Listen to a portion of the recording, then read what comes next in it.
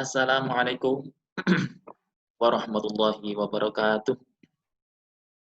Bismillah, alhamdulillah, Allahumma salli wa sallim ala Sayyidina Muhammadin wa ala alihi wa sahbihi wa man tabi'ahum bi ihsanin ila yaumiddin amma ba'du. Bagaimana kabarnya anak-anak? Semoga kita semuanya senantiasa diberikan kesehatan oleh Allah Subhanahu wa taala. Baik, sebelum kita masuk ke materi, marilah kita awali dengan membaca basmalah bersama-sama dengan harapan semoga ilmu yang kita pelajari hari ini menjadi ilmu yang berkah, ilmu yang manfaat. Allahumma amin. Baik, kita awali. Bismillahirrahmanirrahim. Pada pertemuan sebelumnya, kita sudah mempelajari bersama-sama tentang naibul fa'il. Dan pada kesempatan kali ini, kita akan melanjutkan pada bab selanjutnya, yaitu menjelaskan tentang mubtada dan khobar. Terlebih dahulu sebelum kita masuk ke materi, saya ingin menyampaikan bahwa tujuan pembelajaran kita pada kesempatan kali ini adalah yang pertama, mampu membaca bab mubtada dan khobar dengan makna Jawa. Dan yang kedua, mengetahui pengertian mubtada dan khobar. Selanjutnya, mengetahui macam-macam mubtada dan khobar. Dan terakhir, mampu membuat kalimat dengan susunan mubtada khobar. Semoga keempat tujuan ini dapat kita capai pada pembelajaran kali ini. Allahumma amin. Baik, kita lanjutkan. Silakan dipersiapkan kitabnya, kita maknai dulu. Bismillahirrahmanirrahim. Qala mu'allif rahimahullahu ta'ala wa nafa'ana bihi wa bi'ulumihi wa amatana bidaraini amin ya rabbal alamin. Bismillahirrahmanirrahim. Babul mubtada'i wal khabari utawi iki iku bab nerangaken mubtada lan khabar. Al mubtada'u utawi mubtada wa hiya mubtada iku al ismu isim al marfu'u kang diwaca rafa al ari kang sepi anil awamili saking pira-pira amil al lafdziyati kang bangsa lafat. Apa itu mubtada? Mubtada adalah isim yang dibaca rafa. Tahu ya isim? Isim itu kata benda. Isim itu kata benda. Di segala macam kata benda kalau berada di awal dia menjadi mubtada. Al-ari yang sepi. Berarti isim yang dibaca rafa yang sepi dari amil-amil lafzi. Apa amil lafzi itu? Amil lafzi itu adalah amil yang merusak. Contohnya seperti kana, inna, dan donna yang akan kita pelajari setelah bab mubtada dan khobar. Jadi gampangannya kalau ada isim berada di awal dan kebanyakan dia akan menjadi mubtada. Jadi susunan kalimat yang diawali dengan isim maka dia kedudukannya menjadi mubtada. Kita lanjutkan. Wal khobaru utawi khobar. Wal khobaru utawi khobar. Wa ya khobar iku al ismu isim. Ini salah mananya ya. Jangan diikuti ini. Wal khobaru utawi khobar huwa ya khobar iku al ismu isim al marfu'u kang diwaca rafa al musnadu kang disandaraken al musnadu kang disandaraken ilahi marang mubtada. Khobar adalah isim yang dibaca rafa yang disandarkan kepada mubtada. Apa? Isim yang dibaca rafa yang disandarkan kepada mubtada atau sebagai pelengkap mubtada. Nahwu qaulika seumpamane ucapan sira Zaidun utawi Zaid iku qaimun wong kang ngadeg. Nah, Zaidun di sini adalah isim yang sepi dari amilati, maka kedudukannya menjadi mubtada. Qaimun, qaimun isim yang menjelaskan Zaidun, menjelaskan keadaan Zaidun yang menjadi khabar. Wa zaidani utawi zaid loro iku qaimani wong ngadeg loro. Wa zaiduna utawi zaid akeh iku qaimuna padha ngadeg kabeh. Coba perhatikan. Zaidun, contoh yang pertama zaidun qaimun. Mubtada'nya mufrad, qaimun khabarnya juga mufrad. Yang kedua, az-zaidani qaimani, mubtada'nya isim tasniyah, khabarnya juga isim tasniyah atau maknanya dua. Wazaituna qaimuna, mubtada'nya jamak, maka khabarnya juga jamak. Kesimpulannya, jika mubtada'nya mufrad, khabarnya juga ikut mufrad. Jika mubtada'nya isim tasniyah, khabarnya juga tasniyah. Jika mubtada'nya jamak, maka khabarnya juga ikut jamak. Yang kedua, zaitun itu muannas atau mudzakkar? Mudzakkar. Jika zaitun mudzakkar, maka khabarnya juga ikut mudzakkar. Jika mubtada'nya mudzakkar, ini juga mudzakkar. Jadi khabar itu mengikuti mubtada dalam hal mufrad.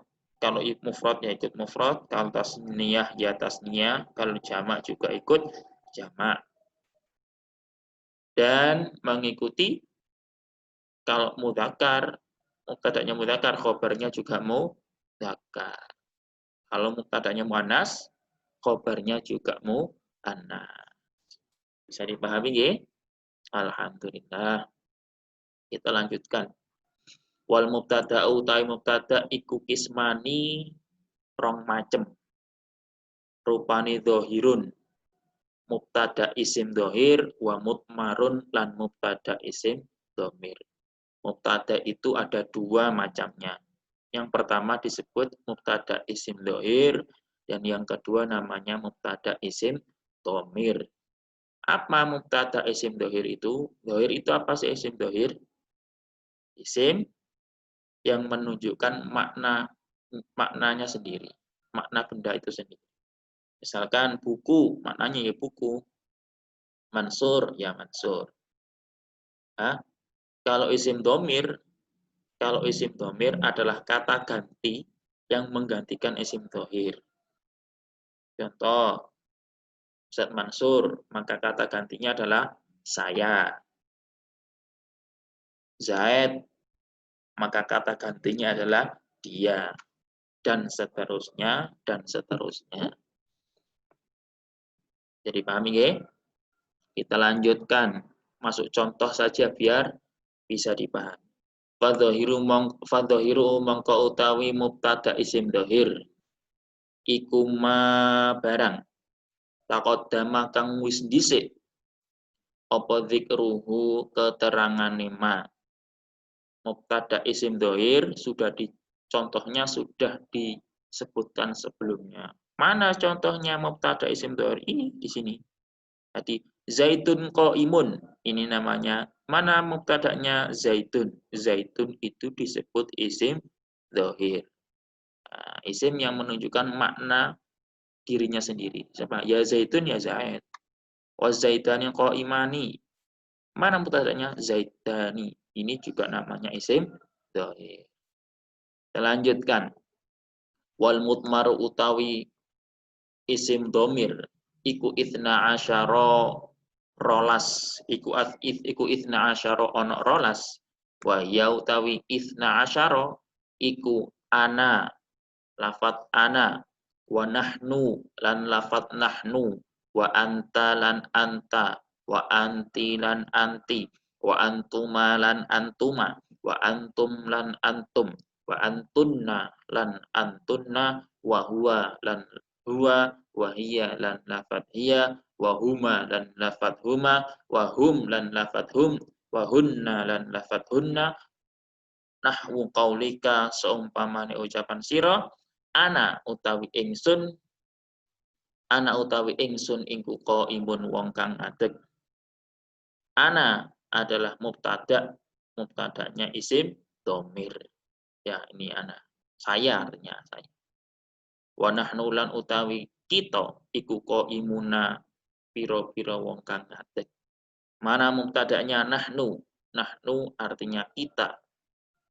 Nahnu adalah isim dhamir. Wa malan contoh asbaha kang serupa apa ma zalika ing mengkono-mengkono ana qaimun dan nahnu qaimuna. Isim dhamir itu ada 12. Apa saja? Ana, nahnu, anta, anti, antuma, antum, dan seterusnya dan seterusnya. Di sini contohnya ana qaimun. Mubtada'nya adalah ana adalah isim dhamir. Bisa dipahami nggih? Alhamdulillah. Kita lanjutkan. Sekarang ganti khobar. Wal khobaru utawi khobar iku kismani ada 2 macam. Wal khobaru utawi khobar iku kismani rong macam. Rupani mufradun khobar mufrad wa ghairu mufradin lan khobar ghairu mufrad. Fal mufradu mongko utawi khobar mufrad iku nahwu contoh Zaidun utawi Zaid. Zaidun utawi Zaid iku qaimun wong kang ngadeg. Nah, khobar itu ada 2 macam, satu khobar mufrad dan yang kedua khobar ghairu mufrad. Contoh khobar mufrad Zaidun qaimun. Karena ini membahas khobar, maka yang kita perhatikan adalah khobarnya. Zaidun qaimun, khobarnya adalah lafaz qaimun, benar. Lafaz qaimun. Qaimun ini bentuk mufrad. Nah, namanya khobar mufrad, bukan khobar susunan. Bukan tersusun dari jumlah. Kalau khobar ghairu mufrad seperti apa? Wa ghairul mufradi lan khobar ghairu mufrad. Wa ghairul mufradi utawi khobar ghairu mufrad iku arba'atu asya'a, ada 4 macam. Rupane al jaru wal majruru, jar majrur, wadzarfu lan dzaraf, wal fi'lu lan fi'il ma'a fa'ilihi sertane fa'ili fi'il. Wal mubtada'u lan mubtada' ma'a khobarihi sertane khobari mubtada'. Oh, ini keliru ini, nahwu ini ya. Nahwu qaulika, bukan nahtun. Nahwu qaulika. Nahwu qaulika seumpamane ucapan sira. Zaidun utawi Zaid iku fit dari ing dalam omah. Wa zaitun utawi Zaid iku indaka ana ing dalem sanding sira. Wa zaitun utawi Zaid iku koma wis ngadeg sapa abuhu bapake Zaid. Wa zaitun utawi Zaid iku jariyatuhu utawi budak wadone Zaid iku dhahibatun wong kang lunga. Khobar ghairu mufrad itu ada 4. Yang pertama jar majrur. Jadi setelah isim kemudian ada jar majrur. Contohnya ini, Zaidun fiddari. Zaidun ini isim kan, berada di awal. Setelah itu ada jar majrur, fiddari.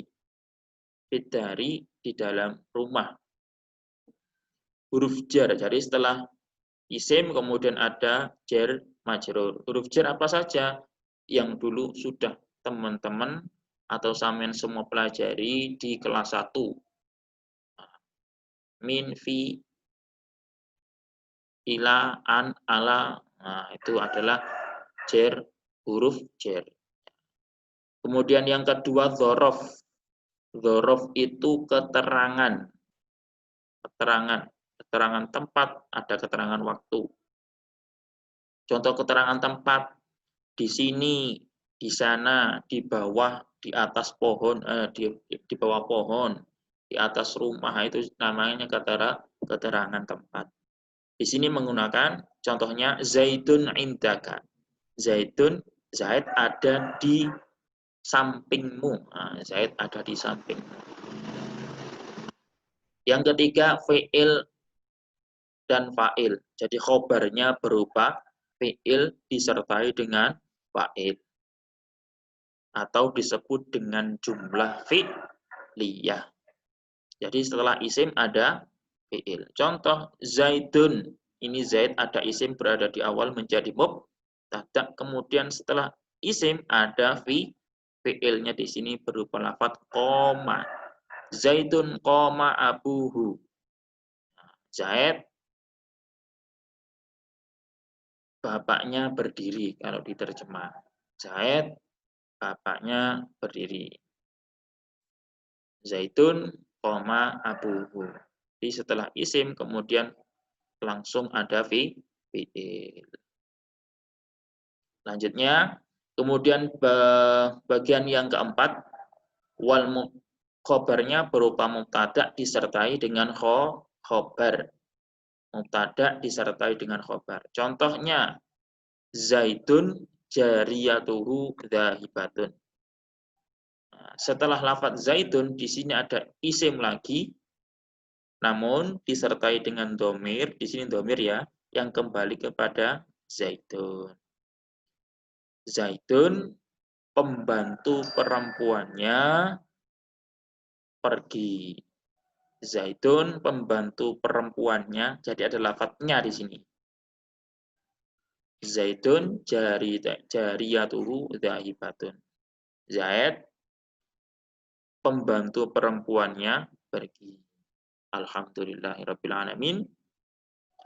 Itu adalah semoga sedikit yang kita pelajari hari ini menjadi ilmu yang bermanfaat.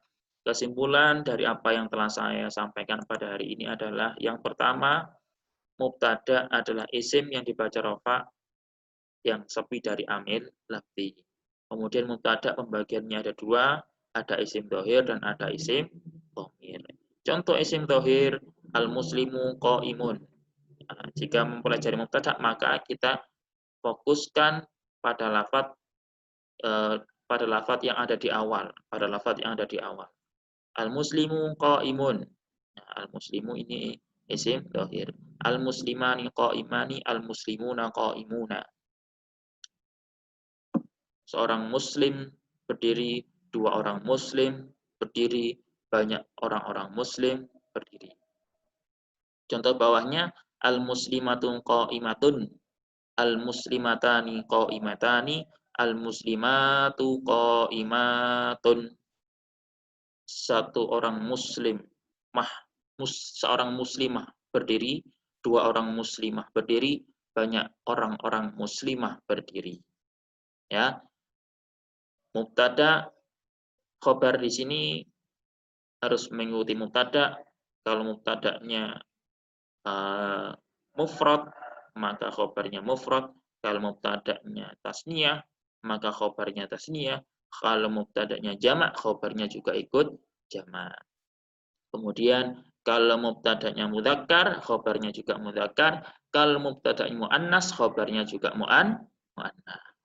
Baik. Selanjutnya mubtada isim dhamir. Mubtada isim dhamir adalah mubtada susunan kalimat yang diawali dengan mubtada berupa isim dhamir. Contohnya huwa qaimun, dia berdiri. Huma qaimani, hum qaimuna. Dia laki-laki berdiri. Dua orang laki-laki berdiri. Banyak orang laki-laki berdiri. Ini juga begitu. Kalau mubtadanya mudzakkar, khobarnya juga mudzakkar. Kalau mubtadanya muannas, khobarnya juga muannas. Contoh yang muannas, hiya qaimatun, huma qaimatani, hunna qaimatun. Tuh. Kemudian khobar. Apa itu khobar? Khobar adalah lafaz yang dibaca rafa yang disandarkan pada mubtada atau sebagai pelengkap mubtada. Khobar sendiri itu terbagi menjadi dua bagiannya, ada khobar mufrad, ada khobar ghairu mufrad. Contoh khobar ghairu mufrad, al-muslimu qaimun. Kalau kita fokuskan pada lafaz khobarnya, al-muslimu qaimun atau huwa qaimun. Nah, ini namanya khobar mufrad. Khobar ghairu mufrad pembagiannya ada 4, 1 jar majrur, 2 dhorof, 3 jumlah fi'liyah, dan keempat jumlah ismiyah. Contoh jar majrur, al-ustadzu fil fasli. Ustadz ada di dalam kelas. Setelah mubtada, khobarnya adalah berupa jar dan majrur. Kemudian yang kedua dhorof. As-saburatu amamal auladi. Papan tulis itu ada di depan anak-anak, di depan anak-anak. Jadi khobarnya adalah berupa keterangan. Di sini keterangan tempat. Papan tulis ada di depan anak-anak. Lanjutnya jumlah khobar ghairu mufrad yang berikutnya yaitu jumlah fi'liyah. Jumlah fi'liyah itu jumlah yang terdiri dari fi'il dan fa'il. Contoh al-waladu yashrabul ma'a. Al-waladu yashrabul ma'a. Anak laki-laki itu sedang minum air. Al-waladu menjadi mubtada, khobarnya berupa fi'il yashrabu. Bisa dipahami? Oke, kita lanjutkan. Kemudian khobar ghair mufrad yang berikutnya yaitu jumlah ismiyah. Contoh, Aliyun abuhu maridun. Ali bapaknya sakit. Ali bapaknya sakit. Jadi setelah Ali menjadi mubtada, khobarnya berupa isim disertai dengan dhamir yang kembali pada Ali. Aliyun abuhu maridun. Ali ayahnya sakit. Alhamdulillah sudah kita pelajari bab tentang mubtada dan khobar. Semoga materi yang sedikit ini bisa menjadi materi yang bermanfaat untuk kita semuanya. Kita akhiri dengan membaca doa. Subhanakallahumma wa bihamdika asyhadu an la ilaha illa anta astaghfiruka wa atubu ilaik. Mohon maaf bila ada kesalahan. Ada tugas, yaitu kerjakan tugas pada Google Classroom yang nanti akan saya share kemudian. Dan saya akhiri, ihdinas shiratal mustaqim, syukran katsiran. Wassalamualaikum warahmatullahi wabarakatuh.